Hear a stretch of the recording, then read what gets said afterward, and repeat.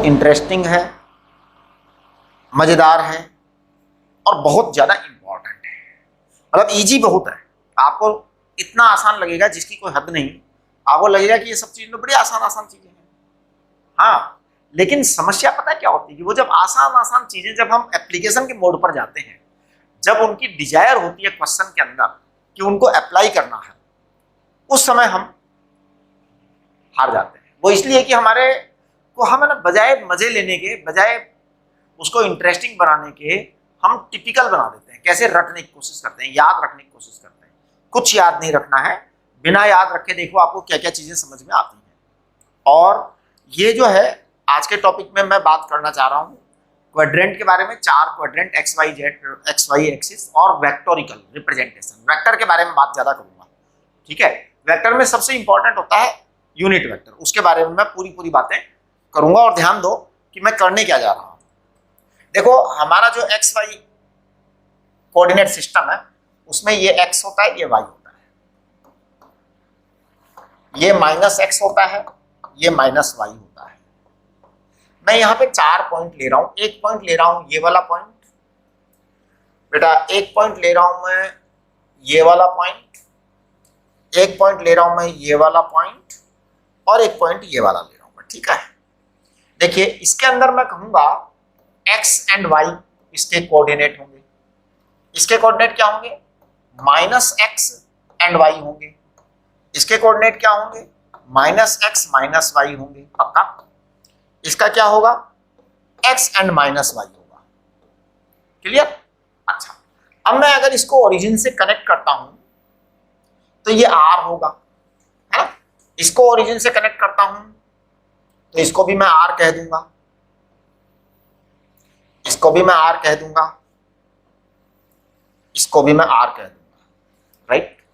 अब समस्या ये है कि आर की वैल्यू तो एकदम क्लियर है, आर की वैल्यू तो एकदम क्लियर है, under root x square plus y square. पक्का? लेकिन जब इसी आर को हम वेक्टोरिकली लिखते हैं तो समस्या हो जाती है। देखिए अगर मैं वेक्टर का साइन लगा रहा हूं तो मैं इस आर को कह रहा हूं R1 वेक्टर। अगर मैं यहां वेक्टर साइन लगा रहा हूं तो मैं इस R को कह रहा हूं R2 वेक्टर, इस R को मैं कह रहा हूं R3 वेक्टर, और इसको मैं कह दे रहा हूं R4 वेक्टर। करेक्ट? आपके R की मैग्नीट्यूड वो है। राइट? तो देखिए मैं यहां पे ये सारे जो वेक्टर है ना इनको लिख दे रहा हूं R1 vector equal to x i cap plus y j cap, R2 vector equal to क्या है? Minus x i cap plus y j cap, R3 vector equal to minus x i cap minus y j cap, R4 vector equal to x i cap minus y j cap. एकदम easy बात है, कुछ भी ऐसा नहीं है, याद बिल्कुल नहीं रखना चाहिए, आपको वैसे ही होना चाहिए कि यस अपने आप ही आ रहा है। करेक्ट? सबके मैग्नीट्यूड जो है ना सेम आएंगे, तो मैं कह सकता हूं R इक्वल टू क्या है? R equal to R1 equal to R2 equal to R3 equal to R4, सब बराबर है, सब बराबर है। अब देखिए मैं इनके एंगल लिखने जा रहा हूं, तो थोड़ा सा एंगल जो है ना उसको आप ध्यान से देखें। इस एंगल को मैं कह रहा हूं थीटा, इस एंगल को क्या कह रहा हूं? थीटा। अच्छा जी, इसके बाद इस वाले एंगल को मैं कह रहा हूं अल्फा। ध्यान दो, इस वाले एंगल को मैं कह रहा हूं अल्फा, है ना? इसके बाद इस वाले एंगल को मैं कह रहा हूं, इस वाले एंगल को मैं कह रहा हूं बीटा। आप थोड़ा ध्यान दो, सॉरी यहां तक आएगा ना बीटा, बीटा यहां तक आएगा। ध्यान दीजिए, ये आपका बीटा यहां तक आ गया। इस वाले एंगल को मैं कह रहा हूं, आगे वाले को, इसको मैं कह रहा हूं डेल्टा। आपके चारों के लिए 4 एंगल आ गए। R1 के लिए एंगल क्या है? थीटा। R2 के लिए एंगल क्या है? अल्फा। और R3 के लिए एंगल क्या है? बीटा। और R4 के लिए एंगल क्या है? Delta. From positive x direction, इसे कहते हैं एंटी क्लॉकवाइज, इसे पॉजिटिव एक्स डायरेक्शन कहते हैं। इधर चलेंगे तो पॉजिटिव एक्स डायरेक्शन से ऐसे एंगल बनेगा, और इधर चलेंगे तो नेगेटिव एक्स डायरेक्शन से एंगल कहलाता है। मतलब पॉजिटिव एक्स डायरेक्शन से बनेगा, नेगेटिव वाई की तरफ जा रहा है, मतलब आप समझ रहे हो ना? कि ये क्लॉकवाइज है, ये वाला एंटी क्लॉकवाइज है, ये क्लॉकवाइज है। हम लोग एंटी क्लॉकवाइज मेजर करते हैं, ज्यादातर एंगल एंटी क्लॉकवाइज मेजर करते हैं। ये आपने नोट डाउन कर लिया। मैं इसको साफ कर देता हूं क्योंकि मुझे यहाँ जगह की जरूरत है, तो मैं इसको साफ कर देता हूं। ये नोटेड डाउन है आपके पास। चलिए जी, अब मैं यहां पर बात कर रहा हूं साइन थीटा। देखिए साइन थीटा को मैं पता है क्या लिखने जा रहा हूं, साइन थीटा को मैं y अपॉन आर लिखने जा रहा हूं। ये आपका y है बेटा, और ये r है, तो sine theta y upon r. और मैं cos थीटा को क्या लिख दूंगा, cos थीटा को मैं लिख दूंगा x अपॉन आर। और tan थीटा को क्या लिख दूंगा, tan थीटा को मैं लिख दूंगा y अपॉन x। आप देखिए, अच्छा जी। इसके बाद में मैं अगर अल्फा की बात करूं तो दिस एंगल इज अल्फा। देखना मैं साइन अल्फा को क्या लिखूंगा, साइन अल्फा को मैं लिखूंगा y upon r, y upon r. हाँ जी, y पॉजिटिव है, इसलिए मैंने y अपॉन आर लिखा है। cos अल्फा को मैं क्या लिखने वाला हूं बताइए, cos अल्फा को मैं लिखने वाला हूं माइनस x अपॉन आर। और tan अल्फा को क्या लिखने वाला हूं, tan अल्फा को लिखने वाला हूं y अपॉन माइनस x। देखो आप, ठीक है ना। साइन बीटा को क्या लिख दूंगा मैं, आप समझ गए होंगे मैं क्या लिखने वाला हूं। साइन बीटा माइनस वाई आ रहा है बेटा, तो मैं इसको लिखने वाला हूं माइनस वाई अपॉन आर। और साइन कॉस बीटा को क्या लिखने वाला हूं मैं, माइनस एक्स अपॉन आर। और टेन बीटा को क्या लिखने वाला हूं मैं, टेन बीटा को लिखने वाला हूं minus Y upon minus x, जो कि पॉजिटिव आ जाएगा, फिर पॉजिटिव आ जाएगा। चलिए अब देखिए, मैं साइन डेल्टा को क्या लिखने वाला हूं, sine delta minus Y upon R लिखूंगा। Cos delta X upon R लिखूंगा। Tangent delta minus Y upon X लिखूंगा। अब देखिए ये चीज बहुत ही क्लियर है। क्या आपका जो वो रूल था ऑल साइन टेन कॉज, वो 100% क्लियर हो रहा है।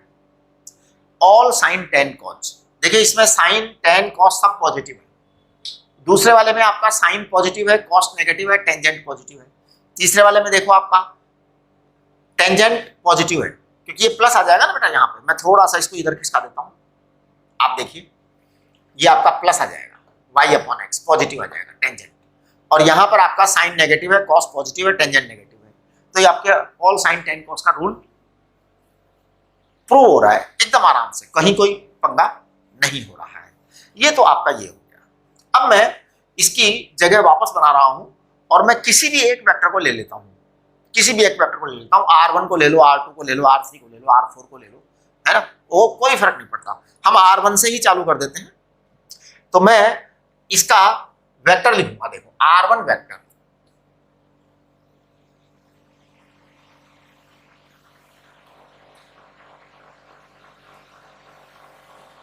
तो सभी बच्चे ध्यान दें। चलो मैं एक काम करता हूं, सारे ही लिख देता हूं एक बार तो वेक्टर, है ना। तो देखिए R1 वेक्टर को मैं क्या लिखूंगा, R1 वेक्टर को मैं लिखूंगा x i cap plus y j cap. R2 vector को क्या लिखूंगा बेटा, R2 वेक्टर को मैं लिखूंगा minus x i cap plus y j cap. R3 vector को क्या लिखूंगा मैं, minus x i cap minus y j cap, right. अच्छा, और R4 वेक्टर को क्या लिखूंगा मैं, R4 वेक्टर को मैं लिखूंगा plus x i cap minus y j cap, correct. अब मैं आपसे एक चीज ये कहना चाहता हूं कि देखिए R1 और R3 एक दूसरे के अपोजिट है, R1 और R3 एक दूसरे के अपोजिट है, और R2 एंड R4 एक दूसरे के अपोजिट है। तो मैं ऐसा कह सकता हूं कि R1 vector is equal to minus R3 vector. Check करो, है ना। मैं यहां लिख सकता हूं कि R2 vector is equal to minus R4 vector. Check करिए, यस, एकदम अपोजिट है, एकदम अपोजिट है। ये मतलब मैंने जानबूझ करके इस तरह का प्लान किया है जिससे आपको उसको पकड़ में आ सको, राइट। अच्छा, अब आप थोड़ा सा सोचिए, जरा सा अकल लगाइए। अगर मैं यहां पर इस R1 वेक्टर के परपेंडिकुलर एक वेक्टर इधर लगा दूं, ध्यान देना, ध्यान देना, बहुत मजा आएगा, बहुत मजा आएगा। मैं चलिए अलग कलर से ड्रॉ कर देता हूं, ये कलर ले लेते हैं हम, ये वाला कलर ले लेते हैं, ठीक है। चलो जी, अब मैं इसको इधर इसके परपेंडिकुलर ड्रॉ कर रहा हूं बेटा, R1 वेक्टर के परपेंडिकुलर मैंने ड्रॉ किया है, ये एंगल 90 डिग्री है, प्लान करके किया है ना। इसी तरीके से मैं एक ड्रॉ कर देता हूं R2 वेक्टर के परपेंडिकुलर। देखो आप क्या होने वाला है, इस वीडियो की एक एक लाइन ध्यान से सुनेंगे, एक एक वर्ड।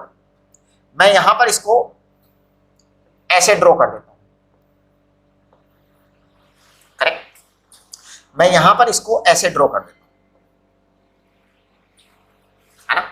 अच्छा, अब एक बात यह है कि ये तो आपके ड्रॉ हो गए। अब मैं पता है क्या कह देना चाह रहा हूं, मैं ये कह देना चाह रहा हूं कि दिस वेक्टर, ये वाला वेक्टर, चलो मैं इनके नाम दे देता हूं, अलग अलग नाम दे देता हूं।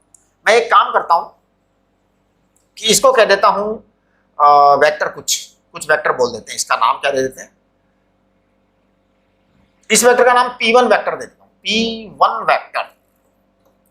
इसका नाम दे देता हूं P2 वेक्टर, इसका नाम दे देते हैं हम P3 वेक्टर, इसका नाम दे देते हैं हम P4 वेक्टर।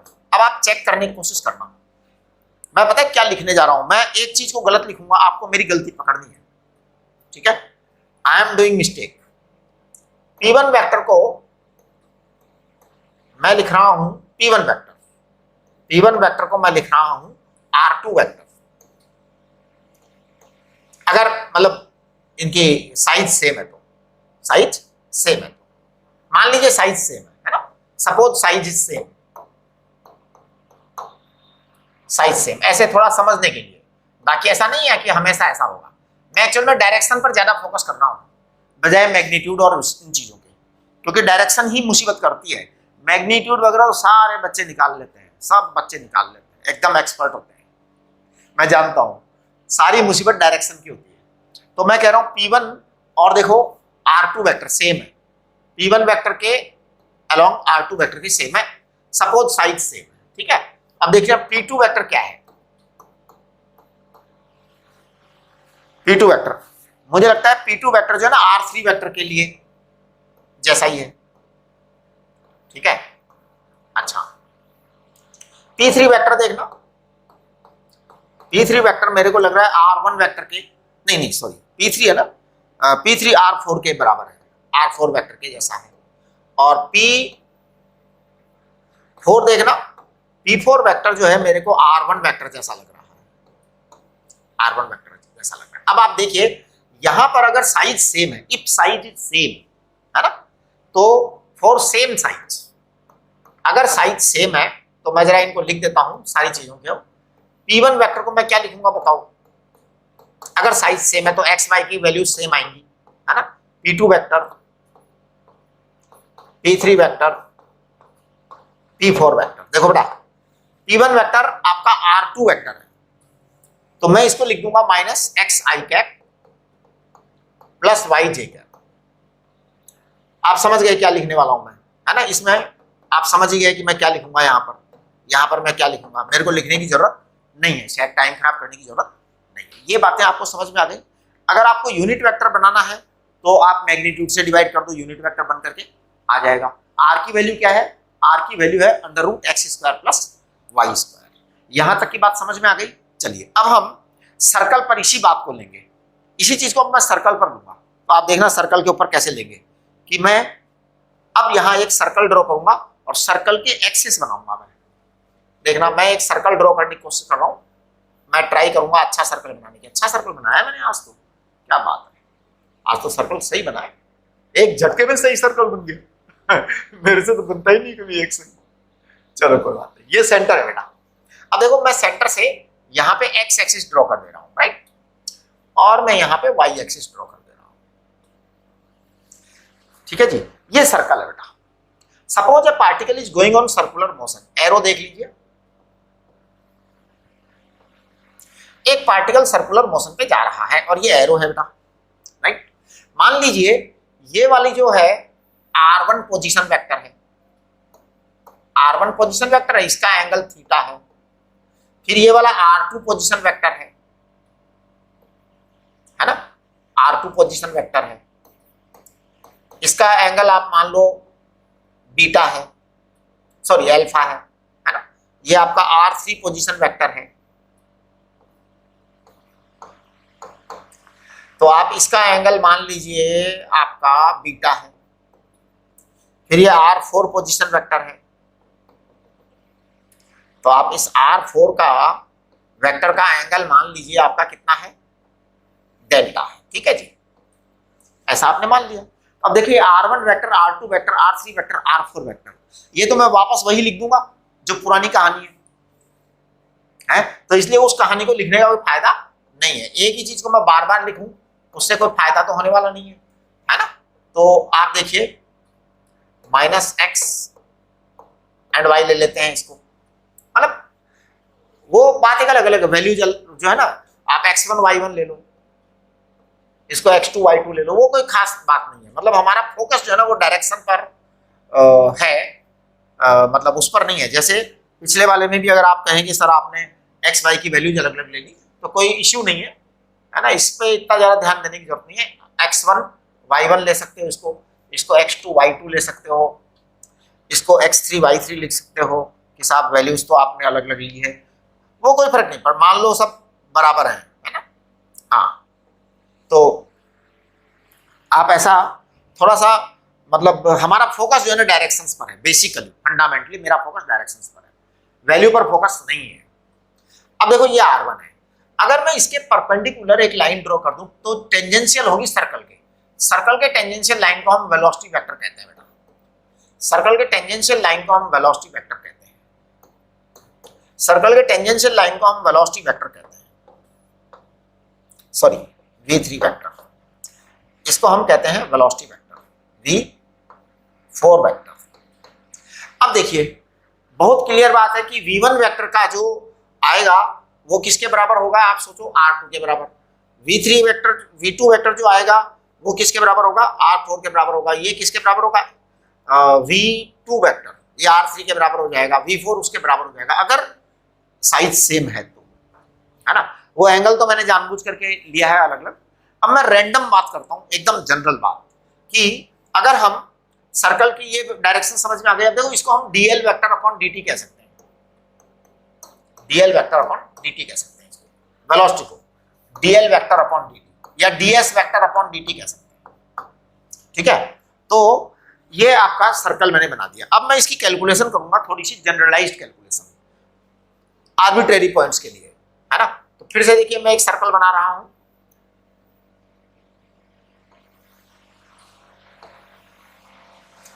अगर मान लो यहां पे मैं कोई पॉइंट ले लेता हूं और इसका ये पोजीशन वेक्टर r वेक्टर है, राइट। तो बेटा मैं r वेक्टर को क्या लिखूंगा, r वेक्टर को मैं लिखूंगा x i cap plus y j cap. मैं x को क्या, r वेक्टर को क्या लिखूंगा, x को लिखूंगा मैं अगर मान लो ये r है तो ये x होगा, ये y होगा। इसको मैं अगर थीटा लिख देता हूं तो मैं लिखूंगा इसको r cos theta i cap plus r sin theta j cap, ऐसा मैं लिखूंगा इसको r वेक्टर को, है ना। एक मिनट जरा, एक मिनट, जस्ट अ मोमेंट। हाँ सही है, r cos theta i cap, r sin theta j cap. अब देखना r वेक्टर को मैं ऐसा भी लिख सकता हूं, r वेक्टर को मैं लिख सकता हूं cos omega t i cap plus r sin omega t j cap. ये देखो अब आपका ये घूम रहा है, तो घूम रहा है तो मैं इसकी एरो ऐसे बना देता हूं, है ना। ये एरो बनाया है मैंने, एंटी क्लॉकवाइज घुमाया है क्योंकि थीटा हमारा एंटी क्लॉकवाइज दिखते हैं तो हम थीटा को ओमेगा टी लिख दे रहे हैं, राइट।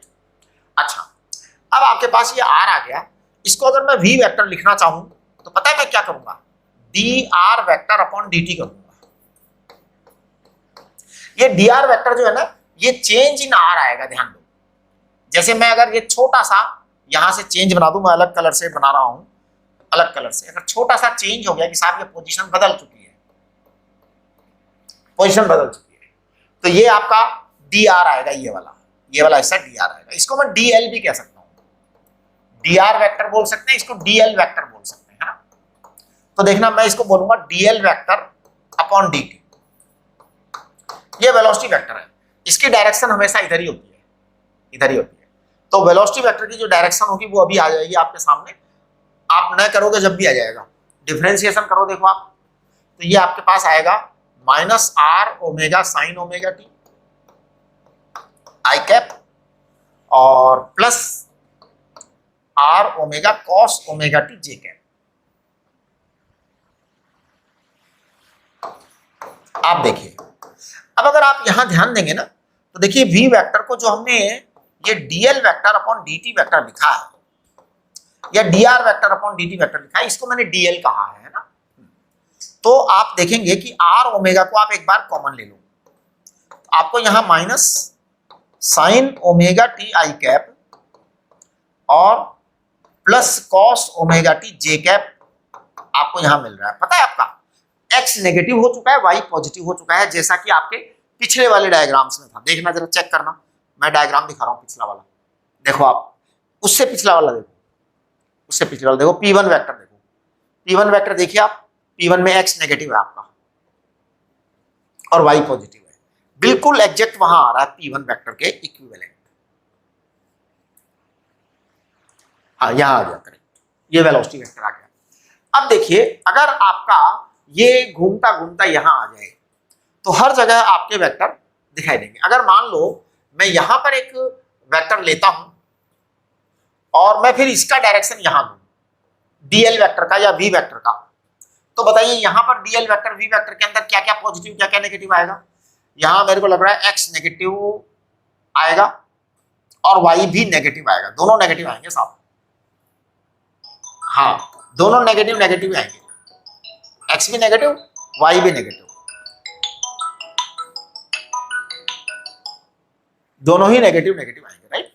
अच्छा, अगर मैं यहां लेता हूं इसके पैरेलल, तो ये वेलोसिटी वेक्टर या डीएल वेक्टर जो है ना, ये क्या आएंगे, मेरे को लग रहा है यहाँ पे एक्स पॉजिटिव आएगा लेकिन वाई नेगेटिव आएगा, है ना, x positive and y negative. ऐसे करके देख लिया करो आप लोग, हल्का सा ऐसे करके देख लिया करो। तो यहाँ पर आपका एक्स पॉजिटिव है, वाई भी पॉजिटिव है यहाँ, तो यहाँ अगर आपकी ये वाली डायरेक्शन बनती है तो देखो एक्स नेगेटिव जा रहा है, वाई पॉजिटिव जा रहा है।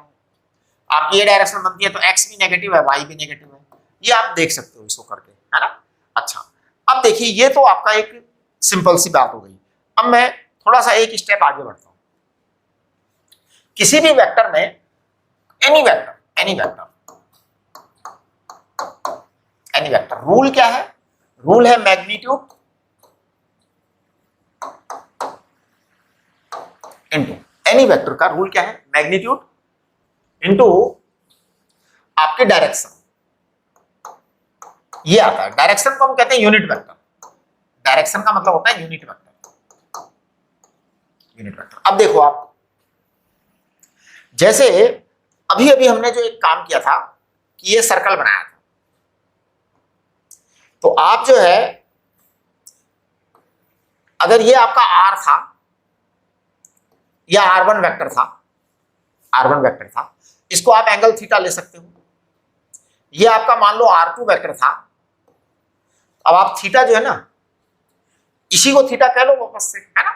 हाँ, वो तो अपने आप आ जाएंगी आपकी वैल्यूज, अपने आप आ जाएंगी आपकी वैल्यूज, है ना, वो चिंता करने की जरूरत नहीं। लेकिन थीटा एक्स एक्सिस के साथ ही चाहिए, ये ध्यान रखना हमेशा, ये ध्यान रखना, आप बदल नहीं सकते हो आप, थीटा हमेशा एक्स एक्सिस के साथ ही चाहिए।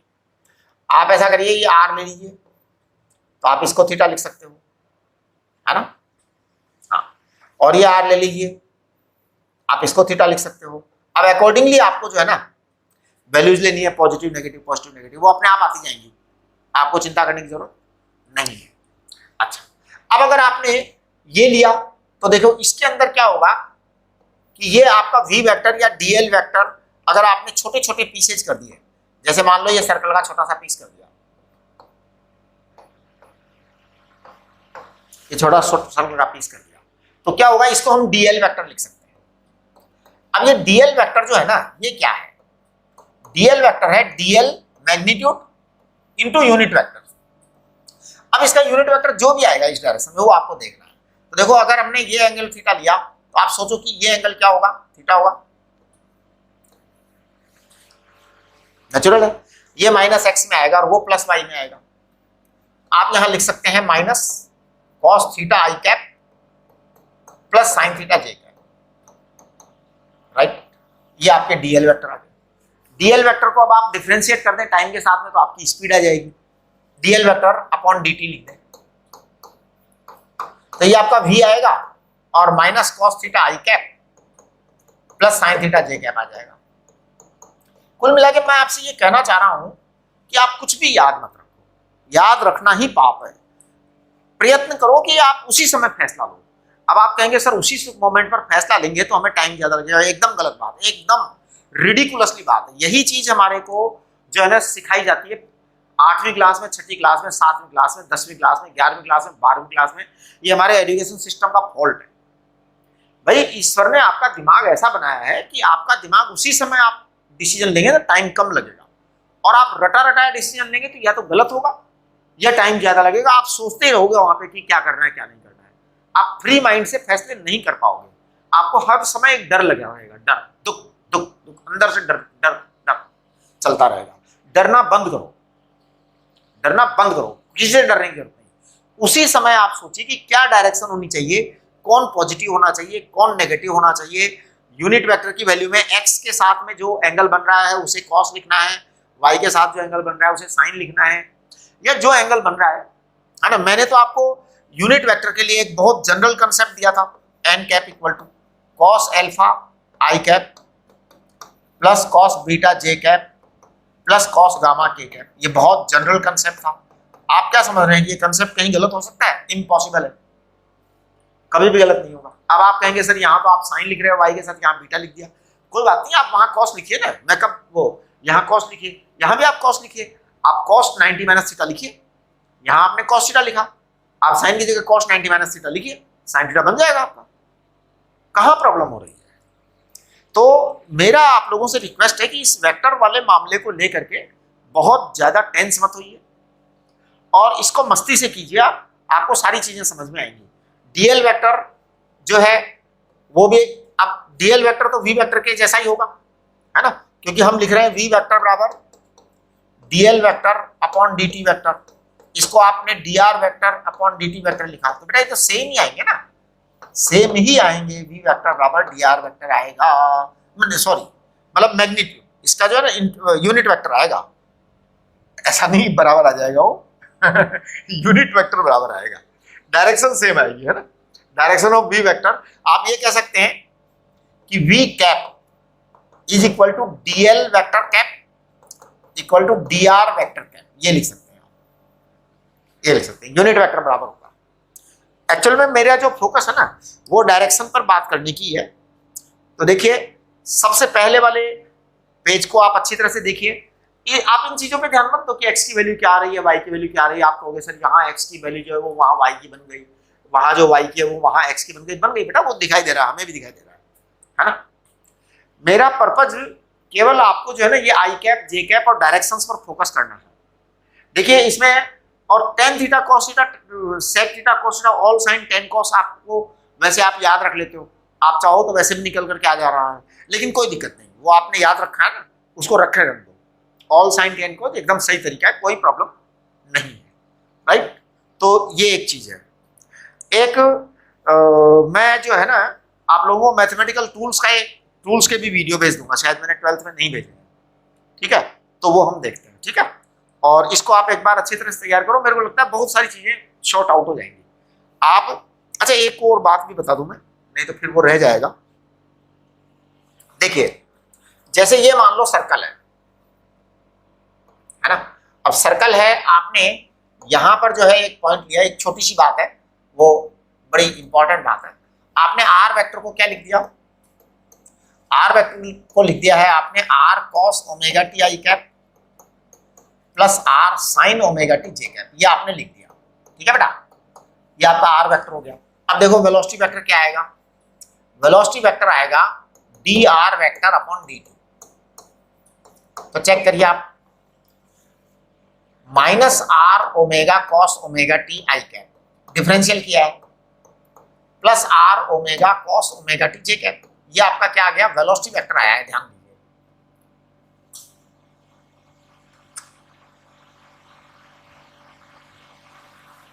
ओमेगा टी जे कैप, ये आपका वेलोसिटी वेक्टर आया, करेक्ट।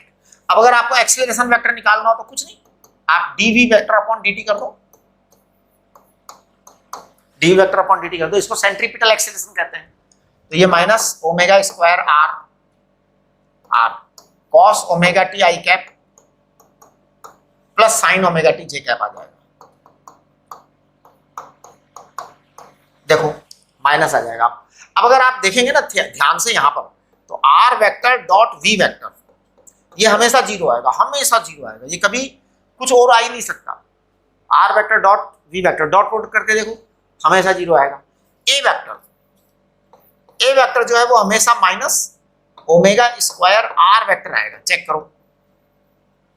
यानी कि acceleration is always directed towards centre, r vector के अपोजिट है एक्सीलरेशन। एक्सीलरेशन आर वेक्टर के अपोजिट है, यानी हमेशा टुवर्ड्स द सेंटर होता है, इसीलिए सेंट्रीपिटल एक्सीलरेशन को हम टुवर्ड्स द सेंटर बोलते हैं। देखिए कितनी इंपॉर्टेंट चीज निकल करके आ रही है, why centripetal acceleration is towards the centre, कारण मैथमेटिक्स में ये आपके आर वेक्टर के अंदर आ गया, और ये हमेशा ही आपका 0 डिग्री आएगा, है ना। अब आप यहां पर एक चीज और कर सकते हैं, अगर आप ए वेक्टर डॉट वी वेक्टर करेंगे ना तो वो भी 0 आएगा। ए वेक्टर डॉट वी वेक्टर करेंगे तो वो भी 0 आएगा, करेक्ट। तो ये आप जो है ना देखिए, अच्छा ए वेक्टर और आर वेक्टर ये दोनों 180 डिग्री के एंगल पर होंगे, ए वेक्टर और आर वेक्टर। ये बेटा आपका मैं अगर थोड़ा सा अलग कलर से लिखता हूं, थोड़ा सा, ये देखो, ये आपका आर वेक्टर का एरो है और ये आपका ए वेक्टर का एरो है। ये वाला एरो ए वेक्टर का है ना, वो आर वेक्टर का एरो है। आर वेक्टर रेडियली आउटवर्ड होता है, ए वेक्टर रेडियली इनवर्ड आ रहा है, मैंने नहीं कहा, डिफरेंशिएशन ने कहा है ना। और ये दोनों परपेंडिकुलर, ये छोटी सी बात आपको समझ में आ जानी चाहिए, राइट।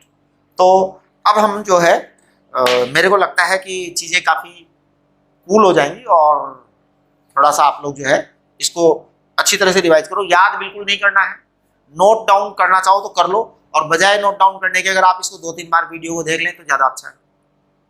चीजें जो है ना वैसे आ जाएंगी। वैसे तो इसमें देखने का है क्या, मुझे तो कुछ लग ही नहीं रहा है ना। हाँ, लेकिन चीजें जो है ना आपको परेशान कर रही हैं बार बार बार बार, मैं ऑब्जर्व कर रहा हूं इस चीज को, यही आपकी मुसीबत की जड़ है, ठीक है ना। तो इसको ठीक कर लो, राइट। ओके, नमस्ते।